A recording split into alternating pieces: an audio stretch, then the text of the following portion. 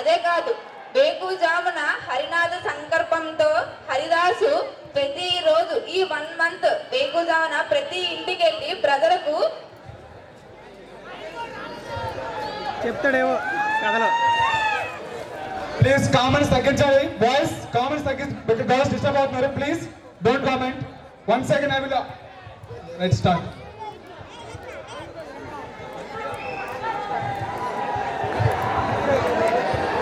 సంక్రాంతి అంటే సూర్యుడు ప్రకాశవంతంగా వీక్షించే మన సూర్యుడు మకర రాశిలో ప్రవేశిస్తాడు. మకర రాశిలోకి సూర్యుడు సంక్రమణ జరిగింది కాబట్టి దాన్ని మనం మకర సంక్రాంతిగా చెప్పుకుంటున్నాం. అటువంటి మకర సంక్రాంతి గ్రామాల్లో తెలుగువారి గుండెల్లో నిలిచిపోయే అతిపెద్ద పండుగ మరి ఈ సంక్రాంతి. అటువంటి సంక్రాంతి అంటే ముఖ్యంగా రైతులకి ముఖ్యంగా అర్పించిన పండుగ మన సంక్రాంతి. రైతులు వారికి చిరుధాన్యాలు ఇంటికి తెచ్చుకొని వాటి నుంచి వచ్చే కొంత ధాన్యం డబ్బుతో మన సంక్రాంతి పిండి వంటలతో హరిదాసుల యొక్క కీర్తనలతో రంగవల్లులతో మన యొక్క ఇంటికి తోరణాలతో అలంకరించి మరింత చక్కగా మన పండుగను ఏర్పరచుకుంటూ ఎంతో ఎంజాయ్ చేసే పండుగ మన సంక్రాంతి.